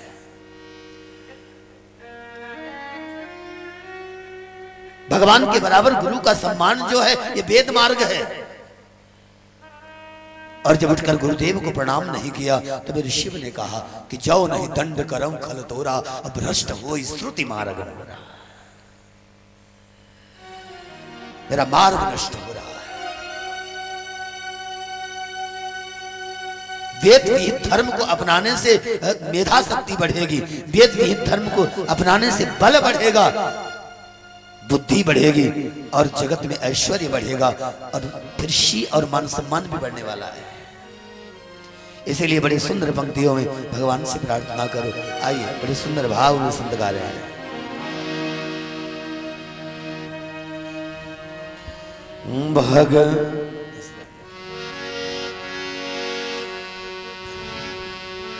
भगवान मेरा जीवन संधर्म के लिए वो, भगवान मेरा जीवन सद्धर्म के लिए हो, भगवान मेरा जीवन सद्धर्म के लिए हो, भगवान मेरा जीवन सद्धर्म के लिए हो, भगवान मेरा जीवन सद्धर्म के लिए हो, भगवान मेरा जीवन सद्धर्म के लिए हो, भगवान मेरा जीवन सद्धर्म के लिए हो, भगवान मेरा जीवन सद्धर्म के लिए हो।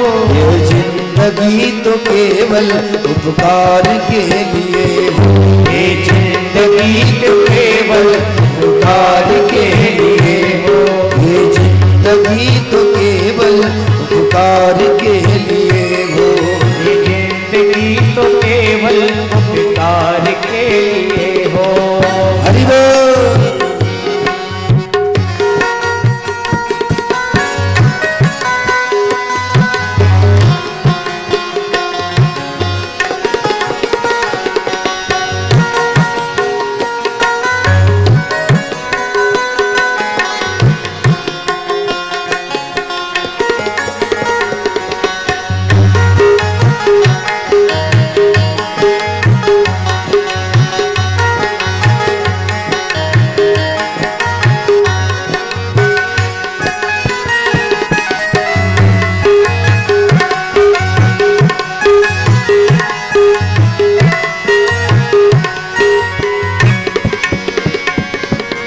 धर्म हम न भूले सतपथ के नाथ चलना, धर्म पथ न भूले सतपथ पे रोज चलना, धर्म नाथ हम धर्म नहीं भूले सतपथ पे रोज चलना, धर्म हम न भूले सतपथ पे रोज चलना, सतपथ पे रोज चलना, सतपथ पे रोज चलना, सतपथ पे रोज चलना, पथ पे रोज चलना, सेवा सकल जगत की सत्कार के लिए हो, सेवा सकल जगत के सत्कार के लिए हो, सेवा सकल जगत की सत्कार के लिए हो, सेवा सकल जगत के सत्कार के लिए हो।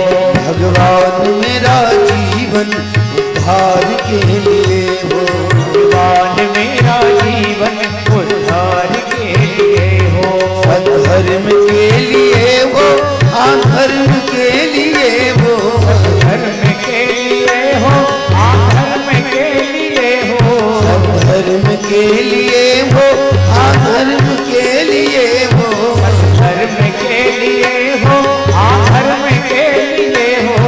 भगवान मेरा जीवन सद्धर्म के लिए हो, भगवान मेरा जीवन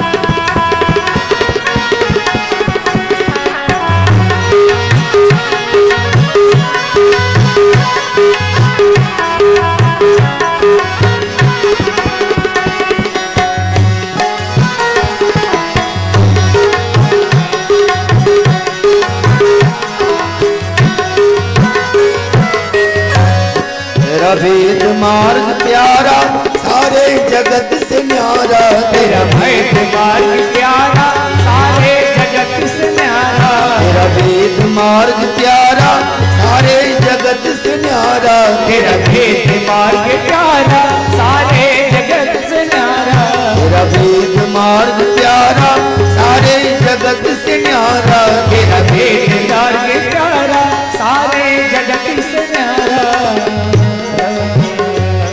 हर वक्त वो मोर की पधारा इजहार के लिए है, वो मोती में पधारा इजहार के लिए है, मोती में पधारा इजहार के लिए है। भगवान मेरा जीवन सधर्म के लिए हो, भगवान मेरा जीवन सधर्म के लिए है।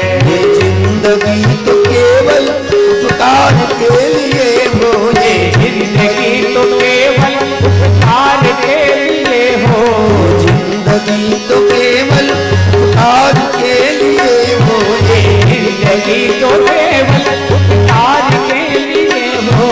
भगवान मेरा जीवन सधर्म के लिए हो, भगवान मेरा जीवन सधर्म के लिए हो। ताई गौर हरि बोल। हरि बोल।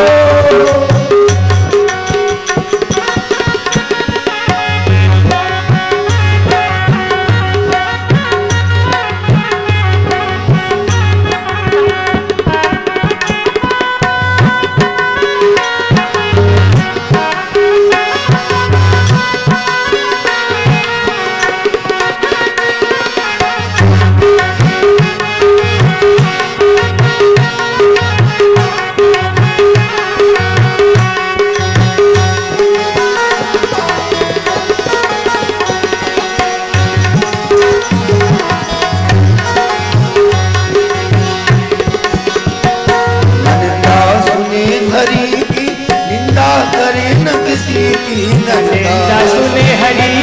ना निंदा करे किसी की, निंदा सुने हरि की ना निंदा करे किसी की, ना निंदा सुने हरि की ना निंदा करे किसी की।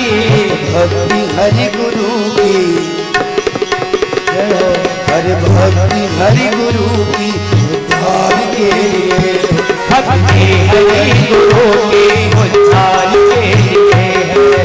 भक्ति हरि गुरु की उद्धार के लिए, भक्ति हरि गुरु के उद्धार के लिए है। ये जिंदगी तो केवल उपकार के लिए हो, ये जिंदगी तो केवल उपकार के लिए हो, ये जिंदगी तो केवल उपकार के लिए हो, ये जिंदगी तो केवल उपकार के लिए हो। भगवान मेरा जीवन सधर्म के लिए हो, भगवान मेरा जीवन सधर्म के लिए हो, भगवान मेरा जीवन सधर्म के लिए हो, भगवान मेरा जीवन सधर्म के लिए हो।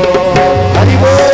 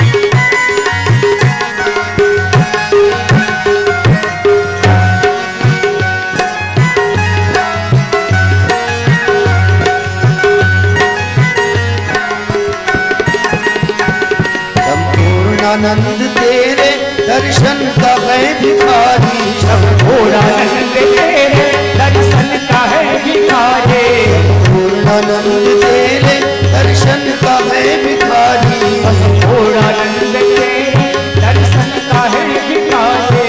रमान नाम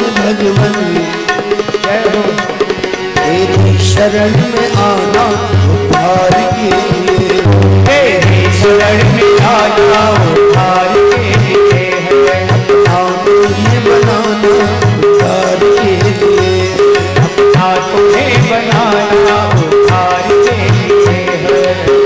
तुझे बनाना उद्धार के लिए, अपना तुम्हें बनाना उद्धार के लिए है। मेरी जिंदगी तो केवल उपकार के लिए है, मेरी जिंदगी तो केवल उपकार के लिए है। जिंदगी तो केवल उपकार के लिए है, मेरी जिंदगी तो केवल उपकार के लिए हो। भगवान मेरा जीवन सधर्म के लिए हो, भगवान मेरा जीवन सधर्म के लिए है।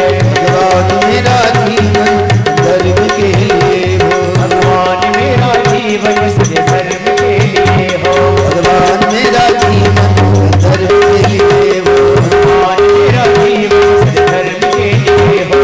भगवान मेरा जीवन सधर्म के लिए हो, भगवान मेरा जीवन सधर्म के लिए हो। मेरा जीवन सधर्म के लिए हो, भगवान मेरा जीवन सधर्म के लिए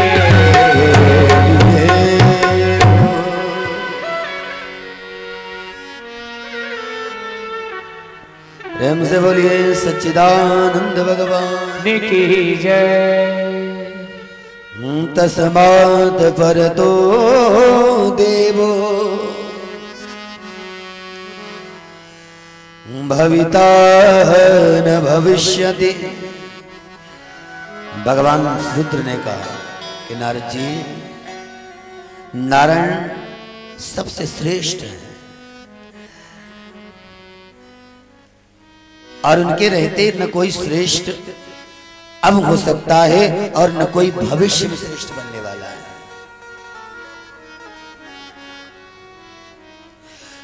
तो न तस्मात् परतो देवो भविता न भविष्यति, यो विष्णुं स या ब्रह्मा या ब्रह्मा रुद्र उच्यते। जो विष्णु है वही ब्रह्मा और जो ब्रह्मा है वही रुद्र है।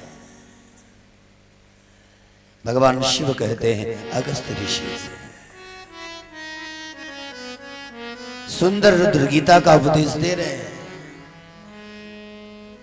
अच्छा, अगस्त्य ऋषि ने एक प्रश्न किया, फिर भगवान भोलेनाथ से कि महाराज एक बात बताओ, ये वेद काल में वेदों के द्वारा भगवान का आराधन यजन और फिर ये जो पंचरात्र की बात आई, तो महाराज मैं जानना चाहता हूँ कि ये लोग आराधना करते हैं, ये तो शायद मुझे लगता है सतयुग द्वापर त्रेता और द्वापर में करते होंगे, और कलयुग में तो बिल्कुल मैंने देखा ही नहीं।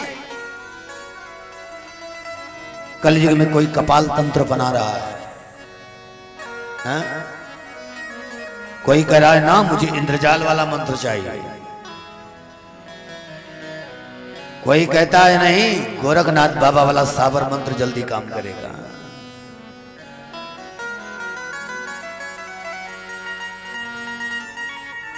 कोई कहता है महाराज हमें वशीकरण मंत्र की आराधना चाहिए, कोई कहता है महाराज ऐसा मंत्र देव कि वो दोनों बिल्कुल गुड़ और चींटी की तरह एक हैं, बस मंत्र मारे और झगड़ा हो जाए।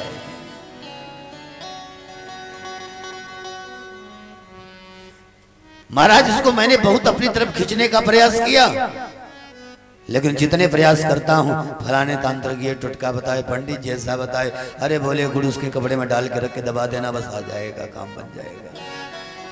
लेकिन काम बनता नहीं, करे तो क्या करें, भगवान भी नहीं सुनते। अरे तो भगवान क्यों सुनेंगे, भगवान को पुकारोगे तब तो भगवान सुनेंगे, भगवान को बुलाते नहीं। तांत्रिक मंत्र, वशीकरण मंत्र, आवाहन उच्चाटन मंत्र, सम्मोहन मंत्र, विद्वेषण मंत्र, ये सारे मंत्रों के पीछे पड़े। वैसे तो बात तो सही है, इस कलयुग में 99% आदमी करना कुछ नहीं चाहता और धरना बहुत कुछ चाहता है।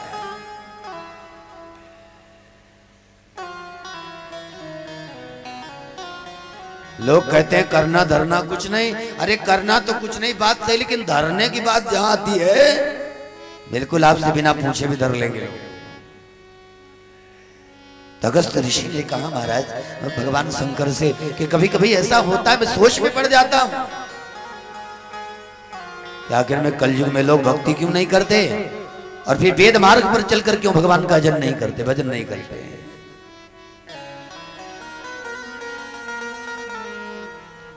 भगवान शंकर ने कहा इसका एक कारण है।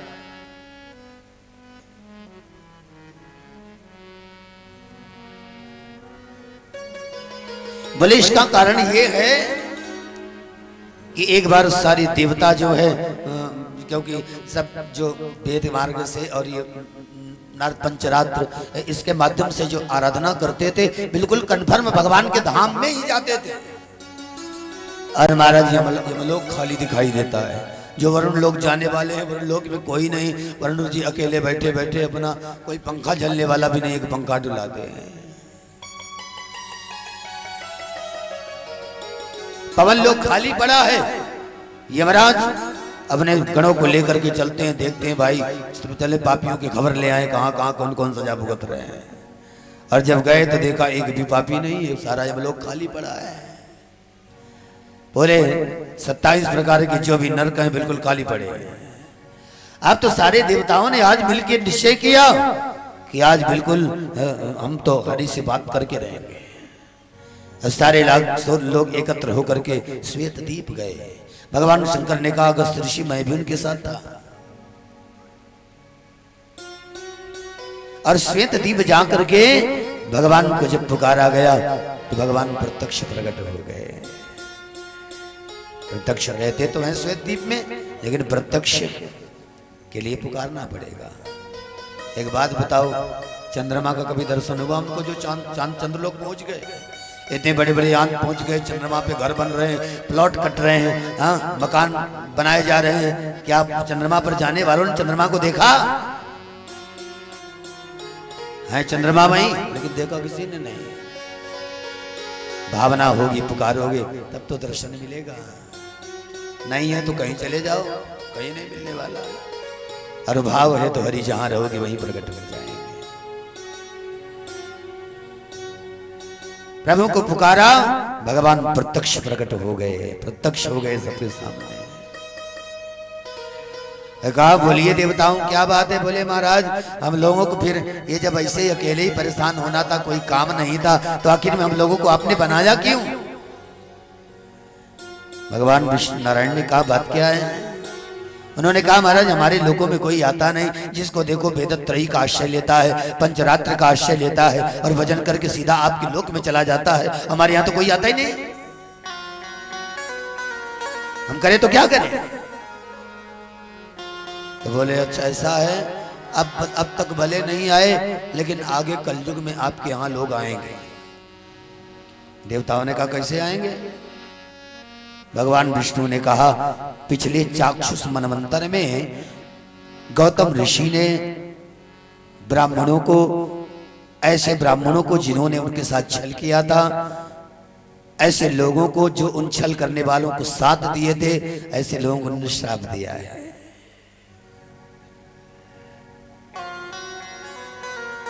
और लोग वेद मार्ग से भटक जाएंगे, कन्फर्म है।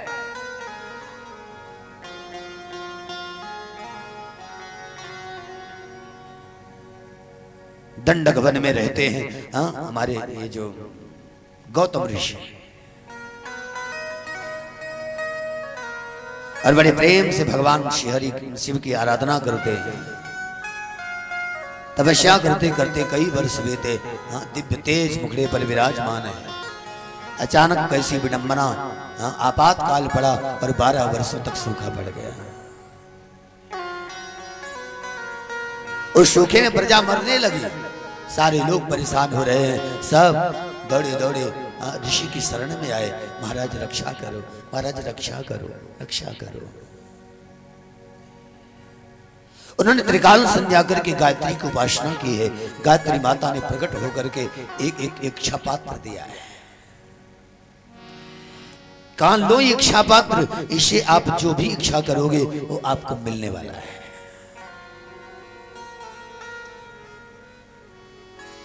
अब तो गौतम ऋषि ने इच्छा की भाई जल की ये जो है जल प्रकट हो जाए कुंड में, तो कुंड जल से भर गया।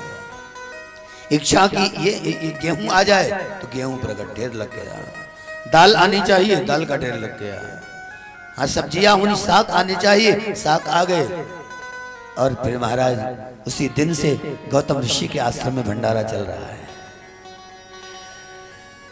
सारी प्रजा, नर नारी, बालक वृद्ध सब आकर के गौतम ऋषि के आश्रम में भोजन कर रहे हैं। गायत्री माता की कृपा। और महाराज सारी भीड़ जय जयकार करती है गौतम ऋषि की और मैया गायत्री की। प्रेम से बोलिए वेद माता गायत्री की जय। गायत्री मैया की जय जयकार होती है। ऐसी जय जयकार करी कि जय जयकार पहुंच गई स्वर्ग लोक तक। स्वर्ग वाले कहने लगे इतनी तेज आवाज आ रही, कहां से आ रही है? नारद जी ने कहा पता लगाता हूं। और महाराज आए गौतम ऋषि के पास, देखा गायत्री का प्रभाव सब जानते ही थे। और फिर देख करके जब वापस गए, कहा महाराज वो तो बड़ी कृपा, बड़ा नाम हो रहा है, आप तो यहीं रह गए, लेकिन गौतम ऋषि का यश तीनों लोगों में फैल गया। गौतम ऋषि आप प्रजा के स्वामी होते हुए भी आपको लोग इंद्र कहते हैं, और सारी प्रजा को आपको भोजन कराना चाहिए, आप तो स्वामी होते हुए भोजन नहीं करा रहे हो। अब महाराज देवताओं को भी बुरा लगा, और जो और समान वाले जो ऋषि थे, बिल्कुल समकक्ष ऐसे ऋषियों को भी बहुत बुरा लगा कि गौतम की जय जयकार हो रही है और हम लोगों को कोई पूछता नहीं है। तो उन्होंने उनकी कीर्ति को धूमिल करने के लिए सारे ऋषि मुनियों ने योग माया की सहायता से एक गाय का निर्माण किया, और वो गाय उसी यज्ञ मंडप में भेज दिया जहां पर गौतम ऋषि यज्ञ कर रहे हैं।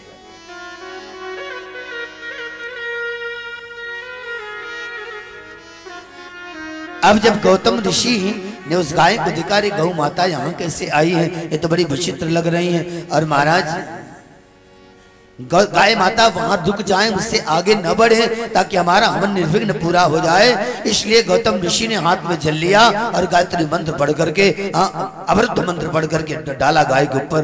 और कौन कहे गाय रुकने को, गिरी और धड़ाम से जय राम जी की हो गई।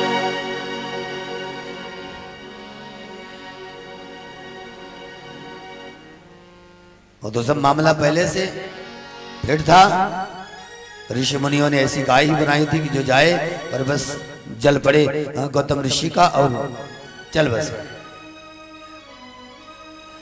अब ऋषियों ने गौतम ऋषि के ऊपर, ब्राह्मणों ने, उनके अनुयायियों ने और ऋषियों ने भी गौतम ऋषि के ऊपर गौ हत्या का पाप लगाया। और सबने कहा यदि गंगा यहाँ आए तभी गौ हत्या का पाप से आप मुक्त हो सकते हो, स्वयं महादेव आए तब आप मुक्त हो सकते हो। और इतना कहकर सब लोग आश्रम छोड़ छोड़ करके चले गए। गौतम ऋषि तप करते हैं और तपस्या करते करते एक दिन गंगा मैया प्रसन्न हुई। प्रेम से बोलिए गंगे महारानी की जय। गंगा मैया गोदावरी रूप में आई और गोदावरी मैया आज भी वहां विराजमान है। प्रेम से बोलिए गोदावरी मैया की जय। वो ऋषि ने उसमें स्नान किया और महाराज महादेव प्रकट हुए, उनकी 108 परिक्रमा की। और उसके बाद ऋषि देखे कि सब गायब हो गए, पता नहीं कहां चले गए। और ध्यानस्थ होकर के देखा तो उन्हें सब कुछ वास्तविकता सामने उनके आ गई कि वो गाय गाय नहीं थी, वो तो माया के द्वारा बनाई हुई गाय थी। और भीतर वास्तव में बड़े रुष्ट अथवा तो क्रोधित से हुए, उन्होंने सबको श्राप दिया। इसको बोले ससाप तान जटा भस्म,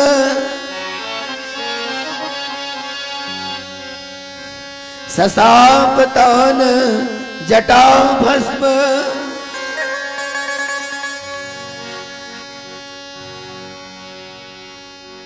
विषवत धरास्तथा, उनको श्राप दिया कि बड़े बड़े जटा वाले, बड़े भस्म धारण करने वाले, बाहर से भले सुंदर रहोगे, अंदर से विष रहेगा। भविष्य त्रयी त्याज्य, आगे चल करके वेद त्रयी में आप लोगों का कोई हक नहीं होगा। वेद त्रयी से आप लोग मुक्त हो जाएंगे।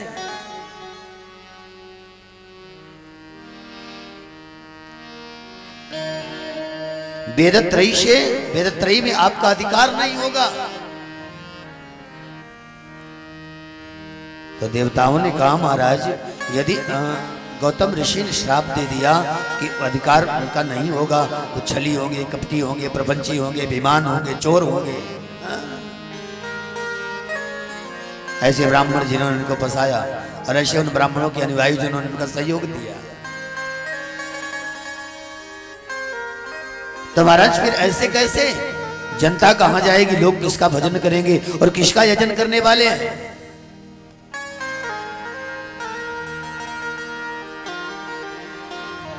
भगवान शंकर ने कहा अगस्त्य ऋषि, भगवान सहज नहीं है, उन्होंने मुझे आज्ञा दी देवताओं के सामने कि हे भोलेनाथ आप ब्रह्म शास्त्र की रचना करो, आप ब्रह्म शास्त्र की रचना करो, क्योंकि जो श्रापित लोग हैं ऐसे वो वेदत्रयी का त्याग करेंगे, फिर भी मेरे पास पहुंचने तक का प्रयास करेंगे, लेकिन उन्होंने जो अपराध किया है उसका फल उनको मिलना चाहिए, इसलिए आप ब्रह्म शास्त्र की रचना करिए। तब भगवान भोलेनाथ ने ये इंद्रजाल, ये क्या कहते हैं, कपाल तंत्र, है कि नहीं, ये अग्नि तंत्र, ये तरह तरह के मंत्र, ये मोहिनी मंत्र, विद्वेषण मंत्र, इन सब की रचना की प्रभु ने। और एक बात कन्फर्म जान लेना कि जिसके ऊपर भगवान की कृपा है वो वेद मार्ग से चलता है, वो सीधा मार्ग चुनेगा, और जो सीधा मार्ग न चुने ये तंत्र का मार्ग चुनता है। तंत्र ब्रह्म शास्त्र है जिसकी रचना भगवान शंकर ने की है, प्रमाण वराह पुराण। और याद रखना भगवान शंकर ने स्वयं अगस्त्य ऋषि से कहा है कि ब्रह्म शास्त्र का अनुकरण करने वाला व्यक्ति मेरे तक नहीं पहुंच सकता, न तो विष्णु तक पहुंच सकता है और न तो ब्रह्मा तक पहुंच सकता है।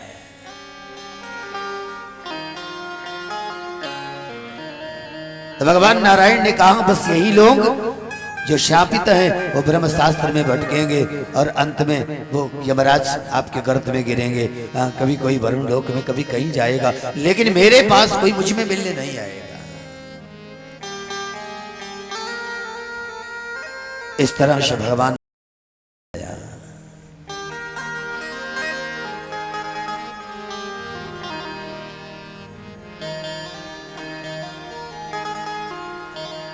राजा भद्राष्ट्र ने कहा अगस्त्य ऋषि से कि महाराज